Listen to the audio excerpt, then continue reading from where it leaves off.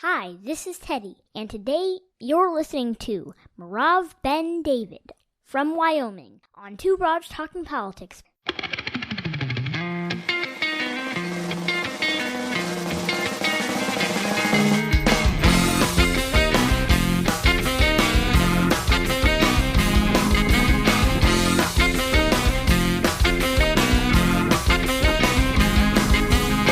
Are you listening? Hi everyone, this is Kelly with Two Broads Talking Politics, and I'm very excited today to be starting what we're going to be doing a series of episodes talking to U.S. Senate candidates. I think in the wake of the tragic news about Justice Ginsburg passing, we've all woken up to the idea that the Senate is really super important. I think we knew that already, but people are, sort of really coming to terms with that. So we want to really talk about the Senate and dive in. So I am joined today by my co-host, Sophy. Hi, Sophy. Hey, Kelly. And our guest today is Merav Ben-David, who is the Democratic nominee for Senate from Wyoming. She's also a university professor and a climate scientist and has led a very interesting life. So welcome. Thank you. Thank you, Kelly. It's great talking to you both and great to be on your show. Yeah. So let's start with just, I mentioned that you've led a really interesting life. Could you talk some about that? So as you mentioned, I'm a scientist. Since a very early age, I realized that I love animals, wild animals, and wanted to be a field biologist. And I basically started my career at Tel Aviv University, just like many other young people going to college. And then I got a fantastic opportunity to do my PhD in wildlife management at the University of Alaska Fairbanks. So I was a tour guide in Kenya, a safari tour guide in Kenya at the time, and I got to go from the equator to nearly the North Pole and studied the effects of salmon on a couple of carnivores, mink and marten in Alaska, and fell in love with the North Country, stayed on as a research faculty, and then got a job offer here in Wyoming. I moved here 21 years ago, and that's the longest I've lived in a single place, so definitely my home. In Wyoming, both Alaska and Wyoming are fantastic places if you're interested in wildlife and in wildlife management. So that's what I do. Most of my research concentrates on the effects of global change on animal populations and global change beyond just climate, the changes of climate. We change our planet in many, many, many ways, including pollution. I did a lot of work on the Exxon Valdez oil spill at the time, and we log our forests, so we change the habitat. We convert forests to, fields and agriculture, and make huge changes to the environment. And of course, climate change, which has been the focus of my study for the last 20 years at least. So yeah, I really love my job, even though there are days where I feel very discouraged because we are seeing the effects that our development causes us to lose a lot of species or reduce the populations. So sometimes it feels very discouraging, but I really, really enjoy doing research. And actually, a big part of what I do is working with students and, helping them succeed in their career. And that's very satisfying. Yeah. And so shockingly, given how hugely important climate change is, there's never been a climate scientist in the U.S. Senate. And there hasn't even been a scientist for a really long time. What sorts of things do you think that it seems obvious in some ways, but what would it mean to have a scientist in the U.S. Senate? What are the kinds of perspectives that would bring to the policy that the Senate is considering?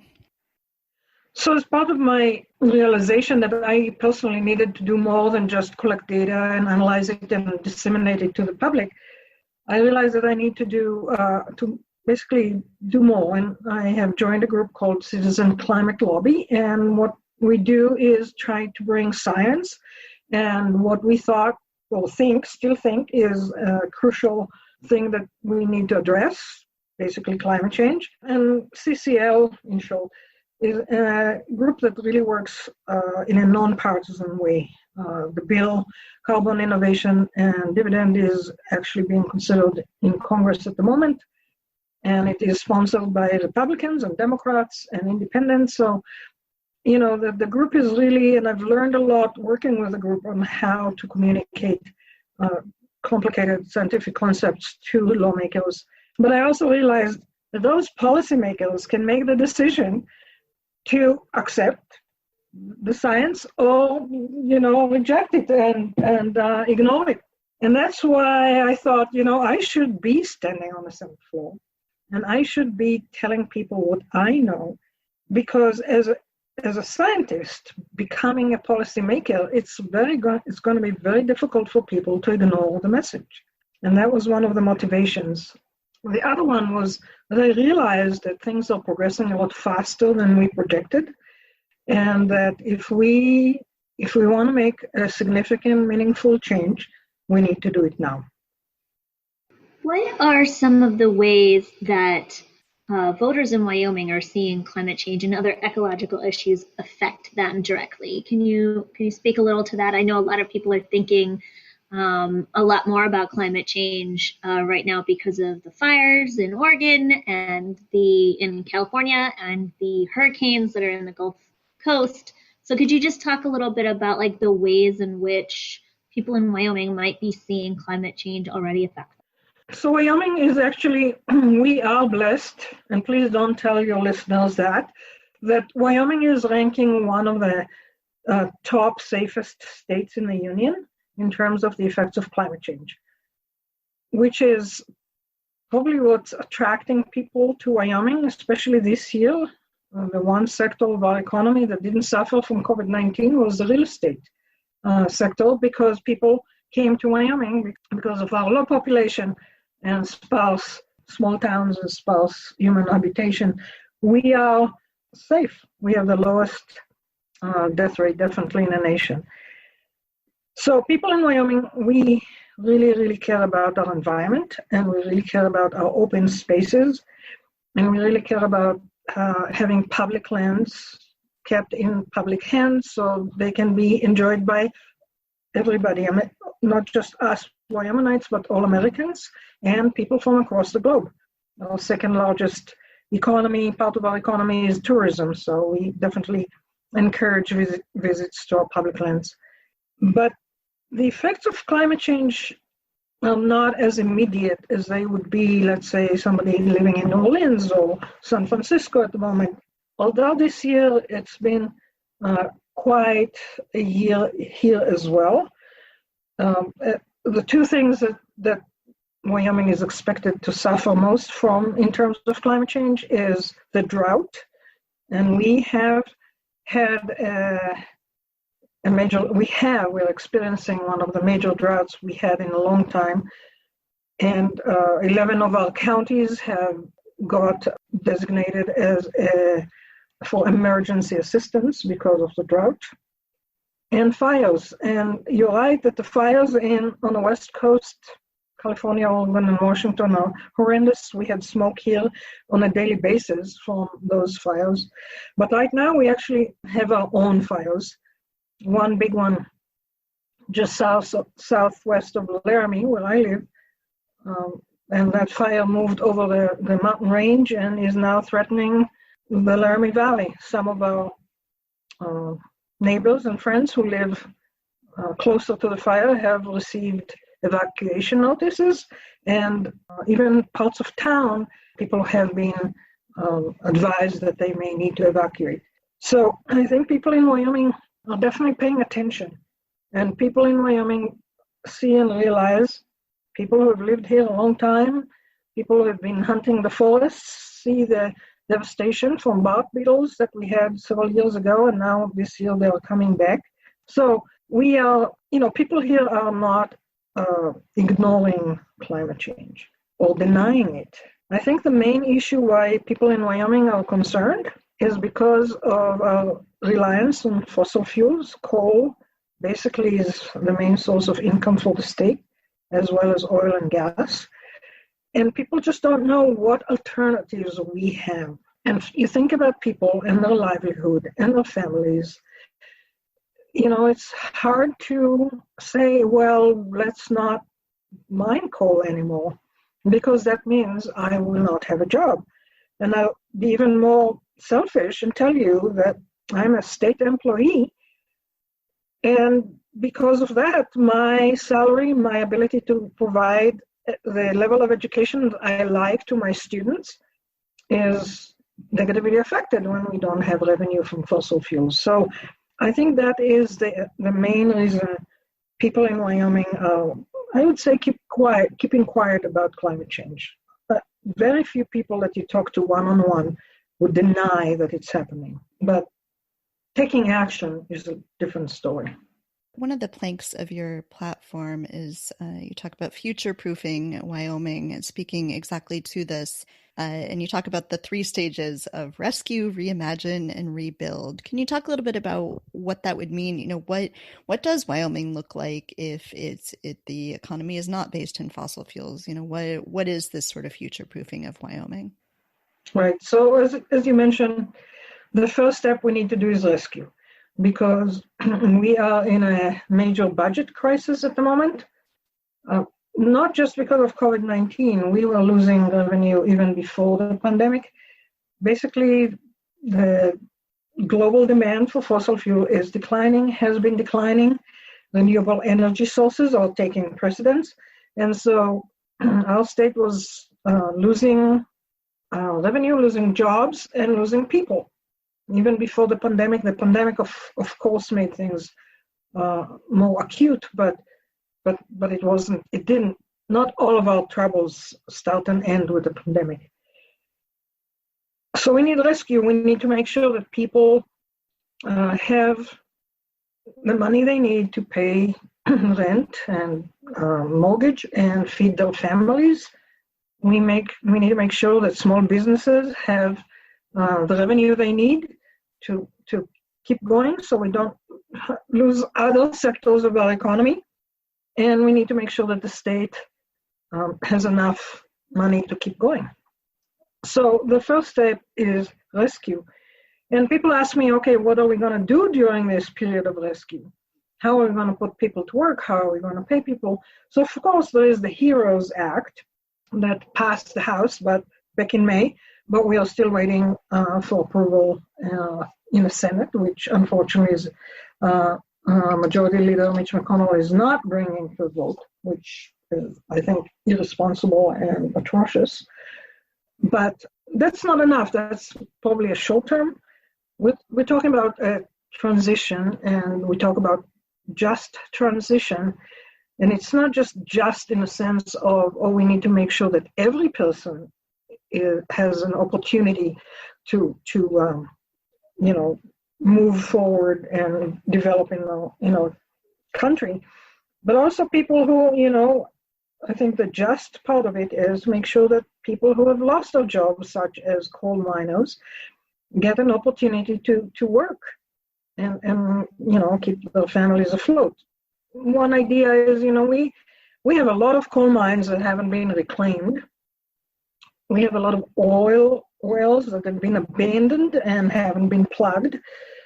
Highways require repair, and more than anything else in Wyoming, we need to make sure that we have wildlife overpasses over our highways, because the big 3 highways that we have going through the state really cut migration corridors, migration opportunities for wildlife. And because wildlife and tourism is so important for Wyoming, that's something that we need to work on. So the rescue part of the deal will be putting people to work to rebuild some of the things that we need done in Wyoming. And as we then offer retraining opportunities to people to move into a new era. And as a scientist who is fascinated by technology and uses a lot of technology in my own research, the opportunities are endless. If you think about what has happened to us in the last 20 years, how we, when we went to school, we had to punch cards to run computers. Now we have supercomputers sitting in our pockets, right? The level of development is so rapid that even experts have a hard time keeping up. So there are a lot of opportunities that will be coming available in the near future. And if we can attract companies, startups and other companies that are, they don't need a very, very large workforce. They need a skilled workforce. We can attract them here. Wyoming is, as I said before, don't tell anybody, is a wonderful place, very safe relative to others. And, once we fix our infrastructure and add to it rural broadband, as we improve our healthcare system, and as a rural state, Wyoming has a problem with access to healthcare, not just who pays, which is a different issue, but also, having rural hospitals that are viable, retaining healthcare professionals. So once we take care of that issue and make sure that we do have a very good education system, and we need to maintain it rather than cut it. And finally, if we definitely make an effort to live to our logo and motto, the state motto is the equality state. If we are welcoming to all people, make sure that there is not a big gap in wages for men and women, that we don't discriminate against LGBTQ people or people of color, and especially that we treat our native indigenous communities as we should, give them all the opportunities that everybody else has.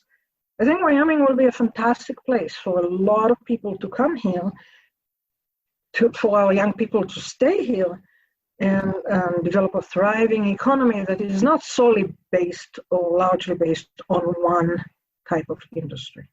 So you've been campaigning for Senate, probably going around the state a lot. Is there anything that surprised you that people have been interested in, or any issues that you've been surprised that people have been bringing up?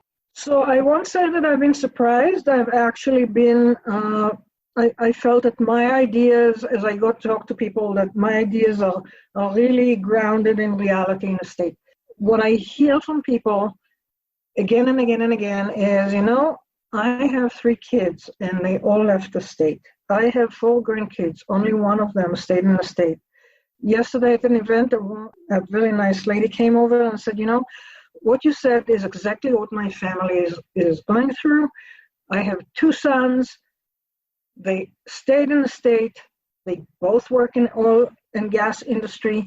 One of them already lost their job and is looking elsewhere, and the other one is hanging by a tooth and nail. And I'm worried I'm going to lose them because I'll lose my grandkids, and they don't have anything else. So it's a common repeating theme that, yes, we are bleeding our people out, and we need to stop it. People often mention that in Wyoming, when people vote for the U.S. Senate, they have an outsized representation. Wyoming is 50th in population, but Wyoming still gets to send 2 senators to the U.S. Senate. So in that regard, it's actually really important, but gets very little attention on the national stage.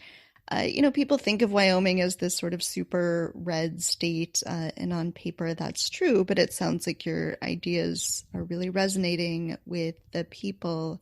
If our listeners want to help out with your campaign and help get that message out, what are some of the best ways they can do that? So we have constructed an excellent field operation here in the state, and the best thing people can do to help us is volunteer to phone bank and text bank. So send text messages. Field organizer, our field director is phenomenal, and she really built an outstanding infrastructure. We have a lot of field organizers that are highly qualified and very in tune with what's happening in Wyoming. And so if anybody from anywhere, we have people phone banking from Florida and California and Hawaii. So with today's technology, it doesn't really matter where you live. You can live in Canada and phone bank for us. So yeah, a lot of this type of grassroots effort will be fantastic. Sign up, call people, tell them about me. If voters have questions that you're not sure how to answer, we have a hotline and we immediately respond with the correct answer. And so, yeah, any help to spread the word would be great. And I'm also guessing that Wyoming is probably the cheapest of the Senate races. So if people send you some money, that money will go further than any other race in the country. Very, very much so. You're absolutely right. We need to convince fewer people than most of those competitive races that we hear about all the time that get a lot of attention and money. Maybe the exception would be Maine. Sarah Gideon's campaign in Maine would be probably the exception. All the others, we need to talk to or convince fewer people to vote for me than, South Carolina or Texas or even Arizona. So every dollar that goes towards our campaign has a huge impact. And we've been getting donations, I would say, I haven't looked recently, but we have had thousands of contributions from all over the country. And, it's very encouraging to see the support that we've been getting. And again, we don't need as much as other races. We need a lot less. I've always thought that if I could just convince all of my friends to move with me to Wyoming, we could just swing the balance of power. You're not far off. All we need is 56,000 Wyomingites to change their mind and vote for us. Actually, what we need to do is get a lot of Wyomingites to engage in the political and civic process. We have 440,000 eligible voters in the state. Only 250,000 are registered. So there is a huge pool of people out there that is just letting others run the show and make decisions for them, where in reality they should be participating. And so, registering voters and getting out the vote are very important here in Wyoming. I'm sure elsewhere as well, but definitely here.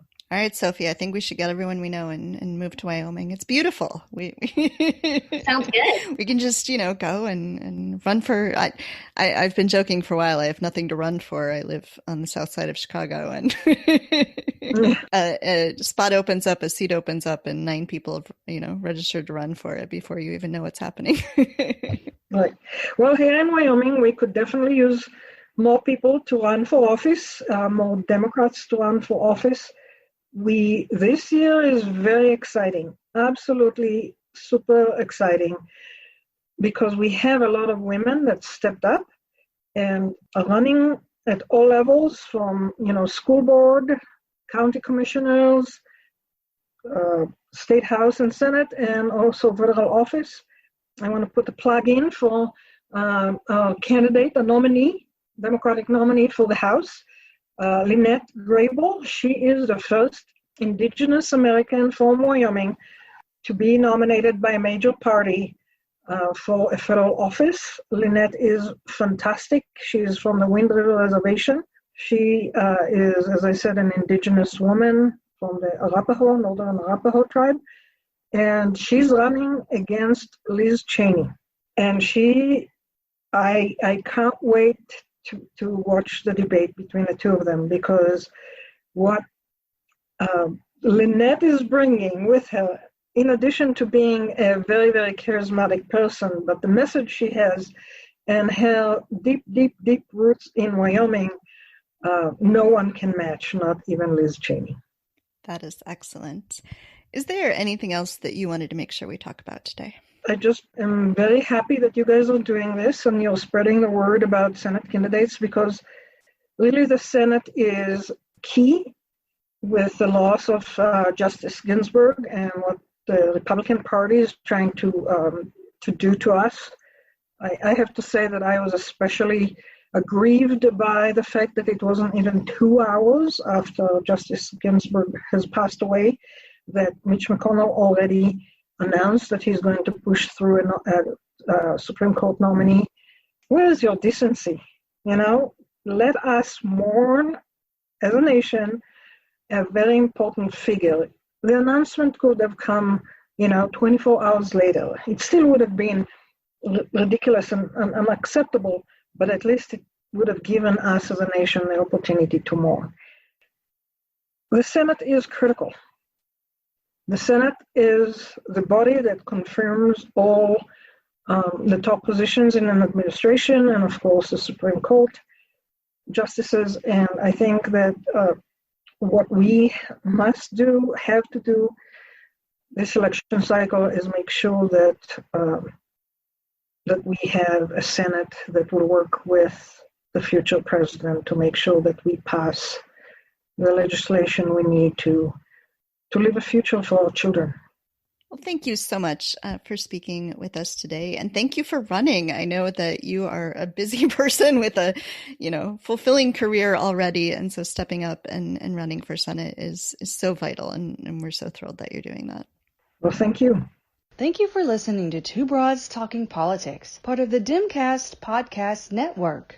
Our theme song is called Are You Listening? Off of the album Elephant Shaped Trees by the band Immunuri, and we're using it with permission of the band. Our logo and other original artwork is by Matthew Weflin and was created for use by this podcast. You can contact us at twobroadstalkingpolitics@gmail.com or on Twitter or Facebook at Two Broads Talk. You can find all of our episodes at twobroadstalkingpolitics.com or anywhere podcasts are found.